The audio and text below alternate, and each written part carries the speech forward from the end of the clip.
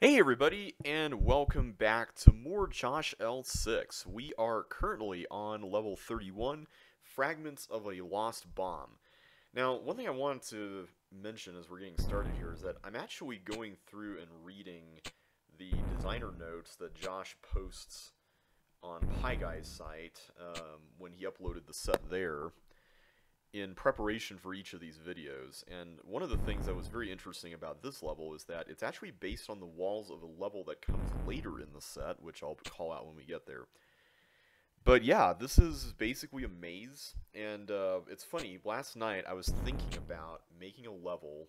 I haven't done it yet, but I was thinking about making a level that had this sort of you need to explode a bunch of bombs thing going on with it. And I don't know, I really like the sensation of like pushing blocks around and getting things done. There's just something really satisfying about it. I'm just gonna assume that that's where that's supposed to go. Yeah, there's just something really fun about doing that. I don't know what it is, but I really love it. It feels like I'm accomplishing stuff. So yeah, I hope you all are doing well, had a good Easter and everything. I think it should be Wednesday when this is uploaded, so right now it's Easter Sunday as I'm recording.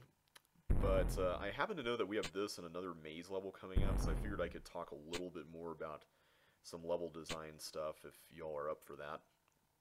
So I kind of wanted to talk about what I'm currently doing with my own design stuff, because that's something that we haven't really touched on yet. I've been kind of talking about the state of design overall as like a communal thing, but I haven't really talked about my own set and what's happening with that. So okay, now I'm going to have to figure out where to exit.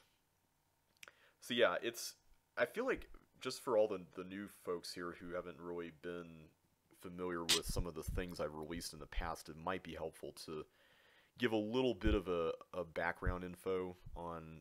Wait a minute, don't tell me that I was supposed to go over here. Okay, I don't think so. That's not doable. But yeah, and some of the people who have been around for a while may not even know some of this stuff, so I figured I might as well just lay it all out there in a video. I wrote a bit of a journal blog thing on CC Zone way back in the day that sort of gave a little bit of an overview of some of the old levels I designed, because unfortunately I don't actually have them anymore. They were on an old computer and they got lost, and I'm really sad about that. So I first started designing levels back when I was 8 years old. It was, or actually, I think before that. It may have been 7, but they were the first levels I designed on paper. They were on paper, and they were very kind of samey. They involved a lot of like block pushing and, for lack of a better word, just a lot of like, you know, the end of City Block, that level from CC1 where you are going around and you're trying to push these blocks around at the end to make your path for yourself. Almost all my levels involved that trope, and I don't know why. I think it was because I loved that idea. And of course I could never play these levels because I didn't have a way to actually electronically, digitally make them. So I just had to imagine what they would play like on, you know, the paper versions and whatnot. So anyway, I built a lot of levels like this, and I had this dream that, you know, because I'd heard these whispers of a CC2 on the internet sites I was allowed to visit at that point. And I thought maybe I could mail these levels to Chuck Somerville, these paper levels, and they can get into CC2. This was basically how I started my CC design career, was dreams of being in an official set, which would actually come true much later down the road, interestingly enough. But yeah, at first it started off as making paper levels, and I am going to assume that I messed this up because this... Let me just retrace this. This block started here, right? Oh, wait a minute. I can turn it around. Oh, okay. Gotcha. That is a fun level. I do like it. Like, if there's a kind of maze that I would want to see in an official set, it's this kind. I mean, maybe with a little more going on, but this kind of thing where you're actually doing stuff instead of just exploring a preset path kind of thing. Alright, Wild and Reckless. We have not solved this one yet, so let's go ahead and do it. This is a Force 4 level. I could probably put this into Super CC's TSP solver and come up with a route now. In fact, I want to say I actually did do that, and I haven't executed it yet. It was a while back, though. Anyway, so yeah, I made these paper levels, but then when I was 8, there was this magical day when I discovered that this tool called Chip Edit existed, and holy cow, I was elated when this was revealed in my life. Like, whenever I found out that there was this editor that I could use to build levels digitally, I was so overjoyed by that. And so I got permission from my parents to download it, because we always had to get permission to download stuff growing up, and I immediately went to work on designing real levels that I could play and test out. And I had no idea like how to actually play them. I just figured, you know, I'll use the playtest feature and just build them. So I built a lot of like really small, simple levels, basically based on a lot of the ideas that I had in my head at that point, which were typically the city block kind of stuff. In fact, there was one entire level I built called the Blockouts that was basically meant to be one of those kinds of things, and I forgot that there was a level called Blockout in CC1. It was level 108, but my mother remembered that. My mom remembered that, and I completely forgot about it, and I feel so embarrassed that I forgot about it as a CC fan. But yeah, I built this set called JB Levels, and it had like 60 levels or so. And then I started work on another set, and I forget the name of this one, but it had a number of levels as well. And eventually, I built a full 149 level set based on things from both of those sets, and then new things I had built up. All that to say, I have struggled over the years, starting with that, but certainly carrying on till today, with revising and redoing basically everything that I put together ever since that point. And it all started with those sets, I think, because they went through so many different versions of like what was my real deal, that this carried over into when I actually built levels for the internet upon actually joining the CC community back in the day, around 2004, 2005. So around that point, this was around the time I was talking about in the last video when PyGuy's site first started and whatnot.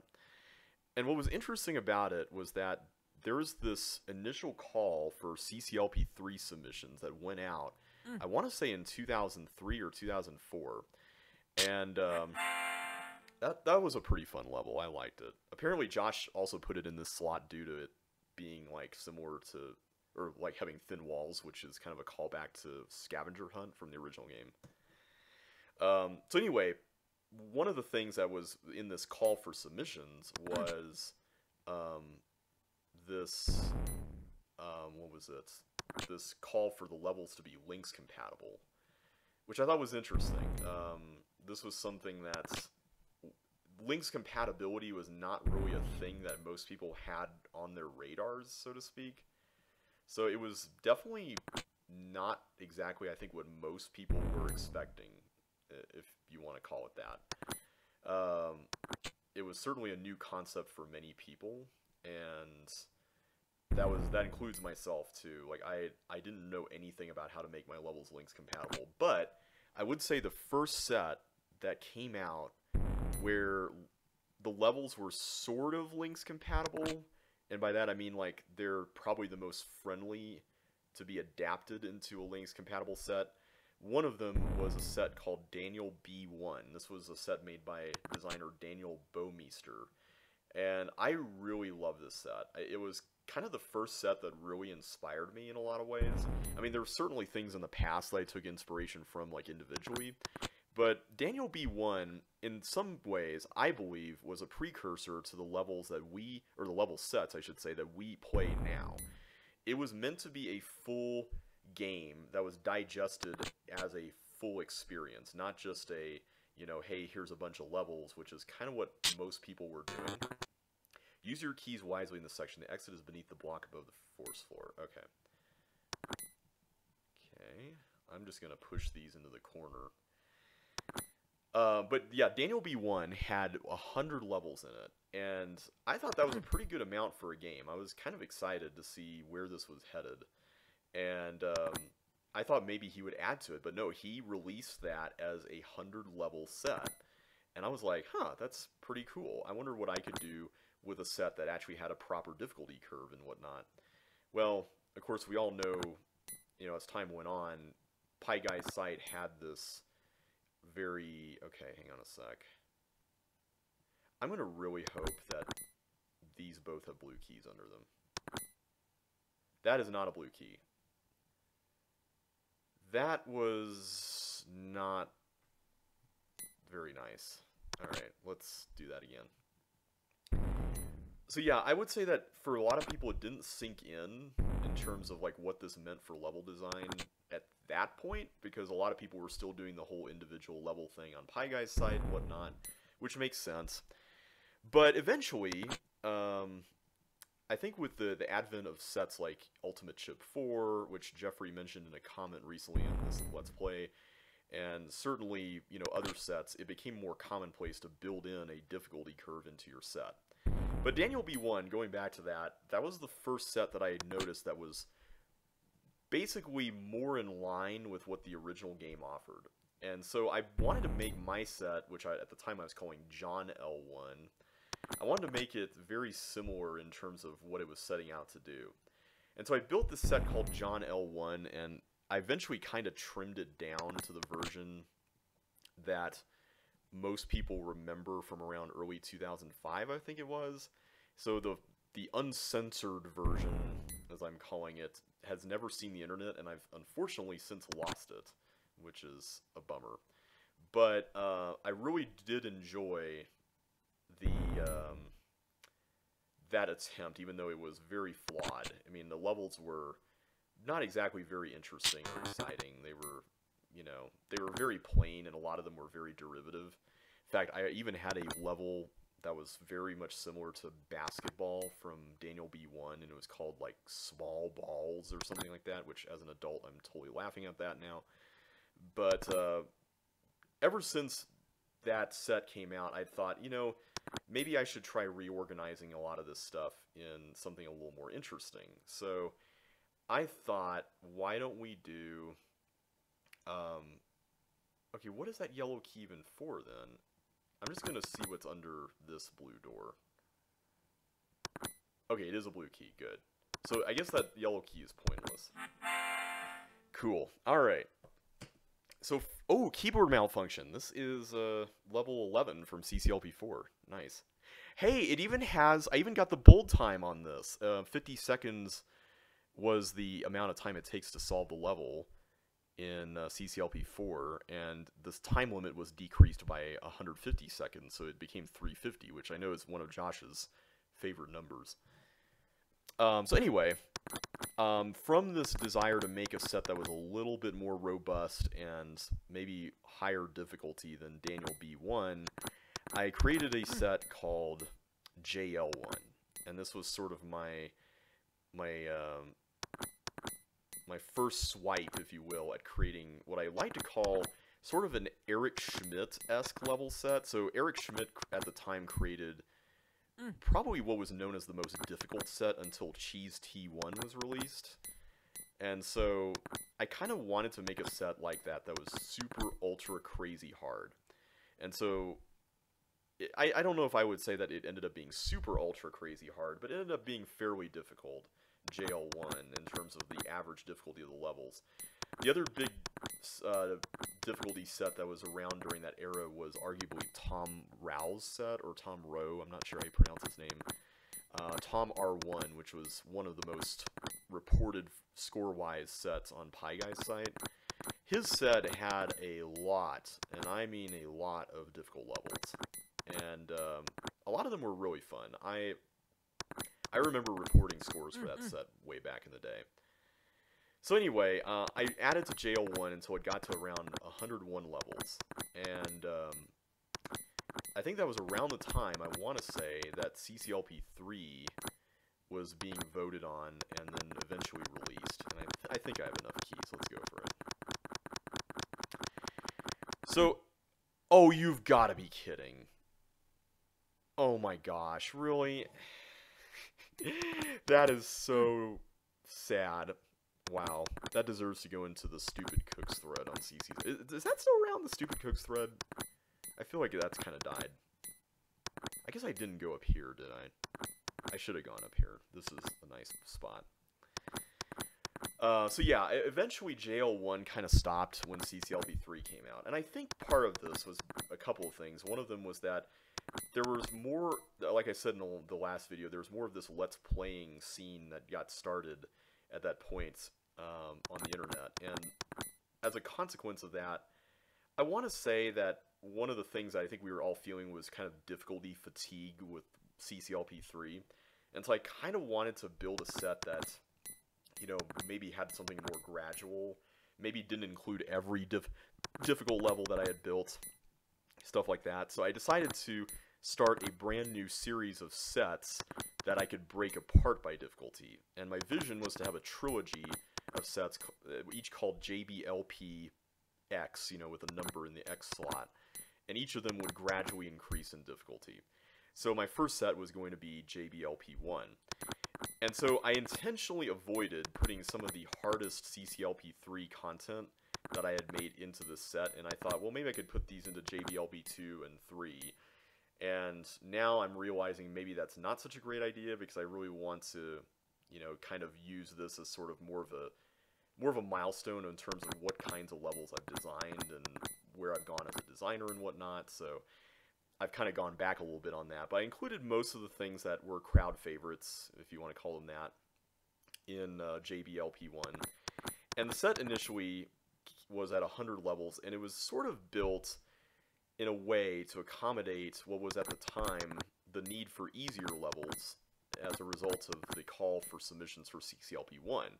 So you can kind of see a pattern here where there's this continuous sort of adjustment, or kind of, I guess, not adjustment, I guess that is the best word, but basically sort of a sensitivity to what exactly the community needs at any given point. Maybe some people wouldn't call it that, but at the very least, I felt like I was kind of riding with the waves of what community needs there were, and so JBLP1 was largely a reflection of that. But what was interesting about it, hang on, I'm going to make sure that I don't need a key for the exit here. Okay, I do need one. Okay, man, I got a lot of it. Okay, I had like 7 extras there. That is still a fun level. I love that one. Vintage Runaround. I happen to know that this uses the walls of Mystery Wall from CCLP1, which is cool. Where was I? Oh yeah, CCLP1 and JBLP1. So initially it came out at like 100 levels, and if you look on YouTube, there's actually a Let's Play from Trevor Hedges, aka Big Auto 2, in which the 100 level version is played through. That's a cool room, I like that. Okay, so now I gotta do this. I really like this room. This is neat. I feel like doing it like this is probably the best way, so let's do this. It kind of reminds me of a room I built for a Walls of CCLP1 level I made called not Vintage, that's this one, Miniature Overture. So eventually I started building levels for the future JBLP2, and originally they were meant to be for that set, but then I thought, you know, why don't I just add them to JBLP1 and make it a full 149 level set? And so that's eventually what JBLP1 turned into. I even had a few collab levels with Eddie Wim thrown in there, which were fun. And I was pretty happy with the set. It's not a perfect one, but I'm glad, you know, it turned out the way it did. But then there was this question of what exactly am I gonna... Why did I think that was an ice corner? For some reason I thought that was an ice corner. There was still this question of what exactly am I going to do for the future sets. And so I took a long break from designing levels regularly until Walls of CCLP1 started production, which was around 2018 or so. And that was when I really started getting back into level design, and specifically difficult level design. that was kind of the turning point where I was like, you know what? I know I've kind of recoiled a little bit on what happened with CCLP3. I did not mean to do that. My fingers must have slipped there. That was not what I intended to do there. I realized I had recoiled a little bit on difficulty after what happened with CCLP3, and I thought, you know, maybe now I can try designing difficult levels again. And I was heavily inspired by what Jeffrey did with Walls of CCLP4, which was in itself a fairly difficult level set, compared to most of what was out around the time, even after the release of CCLP4, which I didn't really design many new levels for that. I just basically submitted what I already had for the most part. So now it's kind of like, okay, I don't know what the future holds, but I really want to make another hard level set. And so Walls of CCLP1 was largely designed to fill that gap for me. Just something that could be difficult and fun and interesting and just at the same time just be a challenge, but not like in the crazy way that CCLP3 was. So I thought, you know, what exactly can I do to differentiate this set from CCLP3? That was kind of the looming question, if you will, that I had to answer. And so I kind of put it off in a lot of ways because for the most part, you know, I had to act with the confines of the wall templates that CCLP1 had, right? And that was more so what informed the level design and then the need for a difficulty curve than actually thinking very hard about that. But now that I don't have to worry so much about that, now the question becomes, okay, I think I see how to do this. You just need to get this open, and then you can do this. So now there's this question of, okay, what do we do now that we don't have, you know, these restrictions of walls anymore? I actually have to think about what I'm building now, and that's sort of why I've been mulling over level design now that I'm going in full steam on JBLP 2 now. So yeah, it's been a lot of interesting questioning these past few weeks, especially as I'm really getting underway with designing this new set and stuff, and I'm having fun with it, but there's definitely some things that I'm realizing I'm probably just kind of in the moment getting into as far as just being kind of hot on it, and I'm explaining this really badly, but let me try to lay something out here as an illustration. I really love that level. That is a lot of fun. Very satisfying to beat. Aerial Conduct. For some reason, I thought this was called Aerial Misconduct. I don't know why. It just feels like the sort of thing that Josh would... Okay, this is like nitroglycerin. I think he even said that in the designer's notes. But yeah, it's at this point, it's kind of like, okay, there are certain things I kind of get into and then sort of back off on and cool down on once I explored enough. And I feel like at the start of JBLP2's production, for me that was like ideas that I don't really care for as I've seen them so far, but I want to like explore them and try something that will hopefully work.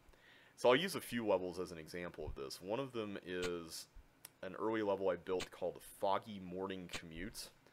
So this was my attempt at making an invisible wall level that had sort of an optical illusion kind of thing going on. And this is always tricky to gauge, right? Because I feel like some of these things can be really fun if you're not playing with the editor or, you know, Super CC or things like that. But if you are, you know, they become a lot more trivial. And initially I had envisioned this being like a time crunch level as well, which is, you know, maybe a few too many things going on, admittedly. But eventually, you know, I settled on this invisible wall thing where you actually went through these different, like, force floor slides, and it looked like you were going through the same slide, but you were teleporting to a different one every time. And I thought this idea was really cool. I don't know exactly why I thought it was so cool. Alright, I'm just gonna... I see where these chips are. I just need to press the buttons that release these things. But yeah, I've seen levels before, like going back to Daniel B1. There was this one level called Never Ending Road, I think was the name of it, where it was an invisible wall maze, and it was more of like a traditional maze, but it had this one section where you went through these teleports, and it seemed to be like a never-ending series of teleports until you got to the very last one, and then that allowed you to go to the exit. I always thought as, like, a teenager, that was really neat. And I wanted to do something very similar to that, but with that being, like, the whole level. So I made this maze, and I think it was a little on the harsh side at first, because everything was invisible, and you really couldn't use much as a reference point unless you were keeping track of what chips you were collecting and whatnot, which was always annoying and stuff, and I don't know. The whole thing was just... How do you get to that chip? I want to know. The whole thing was a little too much, so I eventually added, like, appearing walls into the mix. I thought I pressed that one. Oh! You can enter up here. I'm dumb. Okay. So, I don't know if I would say I'm completely satisfied with what was made from that one, but I do like the attempt at making invisible walls interesting, or at the very least doing something with them that's maybe a little outside the norm. Oh, Escape the Hamster Tubes. This actually inspired a level I made for Walls of CCLB1 called Monachopsis, with all these exits everywhere. Fun times. So yeah, it's one of those things where the idea, I think, is good, but ideas are not necessarily great unless you execute them well. And I think the execution was okay, maybe not necessarily the best, but I wanted to make a maze that was at least, you know, a little different than the typical invisible wall maze. So that was sort of my whole deal with that one. Another one is a level called Both Sides Now, which is named after the famous Judy Collins song from, I think, 1968. And this level was my attempt at revisiting the idea that Tyler included in his level Bridge Master from, I think, TS1 was the name of the set that he had included that in. Oh, I guess I can't see that there. And this level involved going through and essentially guiding a teeth monster through this very narrow path. And yeah, the whole thing was very strict, and intentionally so. But I didn't find the strictness very fun. And I often gave that criticism of the level that, you know, I don't know if this is... Like, the idea is cool, but I don't know if I'm having fun playing it. So I wanted to make a level where there was a little bit more player agency in terms of not only guiding the teeth, but also setting up the path for the teeth, which was a puzzle in and of itself. And so that's where this level was, the idea was born out of. So I made this level Both Sides Now, where you had to guide two teeth through this gauntlet, I guess. It's the best way to put it. Where you built the bridge out of water and everything, and, okay, where do I go to get...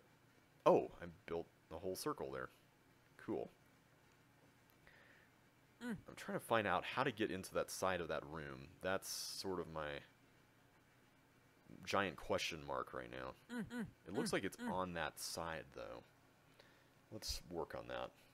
Looks like it comes from that top one, so let's head that way.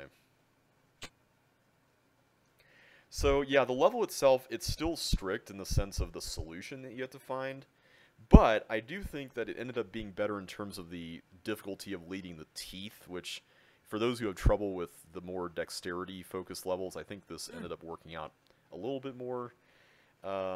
Maybe not perfectly, but I think it's more enjoyable than most of the teeth guiding levels out there. I like it. I don't know if it's everyone's cup of tea, but that's kind of like the whole point of these levels, is exploring maybe the not quite so enjoyed concepts. And then we had a walker level. So I built a level called Spacewalking, and this one was kind of more of a an attempt to make a walker level really interesting and different. And I'm not entirely certain. Thanks to Ryan Random 8 for the level title. Cool. Oh yeah, I forgot this was in here. Shrub. Yeah, this was the other thing that this set was kind of known for, was these things where monsters would give you these barriers like this that you couldn't really break. Yeah, I remember this one. This is a fun one. So yeah, spacewalking was the name of this level, and it basically involved going through into these little rooms where walkers would be bouncing around, but you couldn't really, like, just go in guns a-blazing. You actually had to plot out a path through all this stuff. And you had to note, like, what directions the walkers, could go in and stuff. I honestly really like this idea. In fact, out of the 3 levels I've talked about, it's actually my favorite of them. But I'm getting the impression that it's going to be one of those things that you either really like or you really hate, just because it's a walker dodging level. It's actually inspired, interestingly enough, by a level Josh made for Walls of CCLP3 called Gruesome Citadel. And he had this one room in there where you had the walker just bouncing around, but there were these force floors that forced it into different directions at certain points. And so you kind of had to time everything when the walker was headed toward you, but then it goes onto the force floor so that it goes away from you, which is kind of like, it feels contradictory, but it ended up being really interesting, I think. And so I decided, you know, what if I made like a whole level based on that idea? And so that's kind of where spacewalking came out of.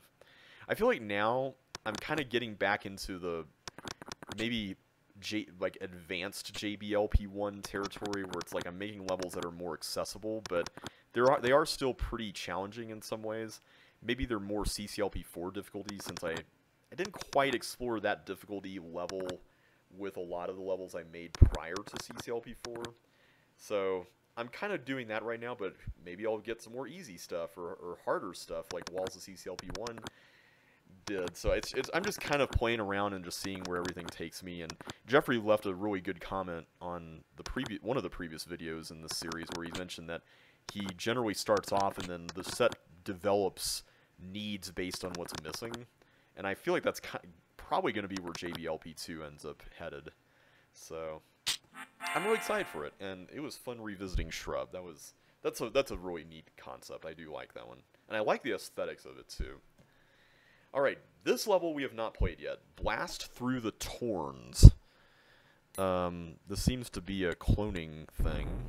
I'm going to assume that we just send these fireballs off into the stuff here. My question, though, is there a way... Let's do that. This is kind of like Bombs Away, but with less potential, I think, for collisions. Okay, so we need keys. Keys are what we need. Okay, where do you open the toggle walls? Is that where the doors are? I should probably actually look at that first. Okay, there's a thing here. So we have to use the blocks to do that. That's interesting. So I'm going to need to destroy a lot of stuff here. You know what? Let's just give some more room here. And why don't we do this? So yeah, that's kind of my history of level design, and it's sort of the background context, if you will, for why I'm asking all these design-related questions and exploring these things. And one of the reasons why I'm playing through this set is just to see if I can find some inspiration, you know, hopefully, and get some ideas and stuff. I kind of want to make a cloning level at some point, by the way. I feel like that's one thing that I am missing in the set as it stands right now. You know what? Let's send another layer through here, or this layer, if I can actually avoid pushing it too far like that. There we go. I do like how this area is sectioned off by water, and that you're kind of forced to be very careful with how you push the blocks around. That's neat. I do like that. Okay, so now I can send things at least over here to the... Oh, wait a minute. No. Oh, wait, no, yes, I can. I can just do this. This is a neat idea. Okay, so now I need to focus on getting the other two keys. We're halfway done. I like the fact that there's a shorter time limit in this one, or at the very least it feels shorter. I don't know if it's intentionally shorter. Okay, that's easy enough.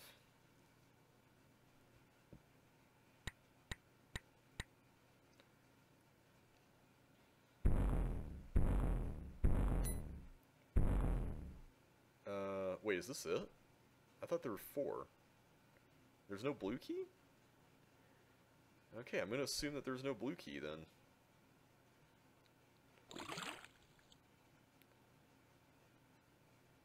Hopefully we have everything. Okay, we got it. That was fun. I really liked just the flow of it. It felt very...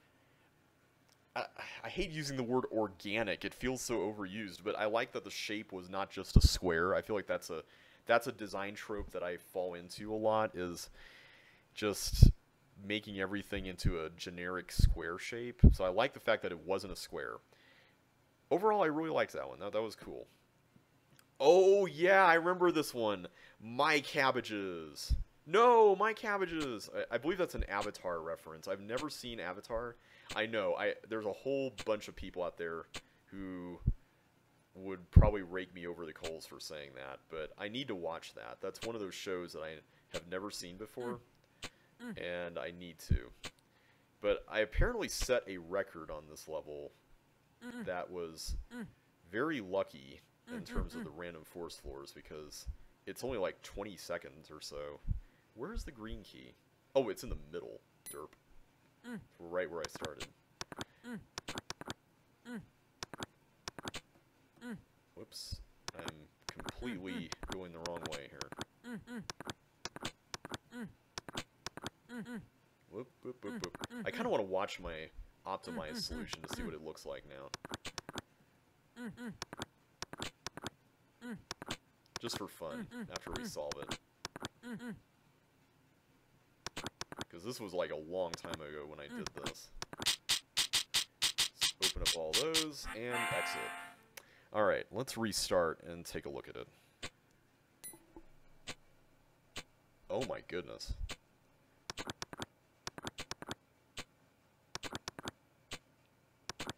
Okay, at the very least, you can avoid the random force floors after a certain point for the most part. There's a few, but not a lot.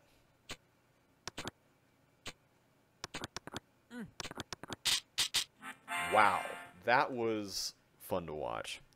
Alright, next time we are going to play Overcoming Salvation.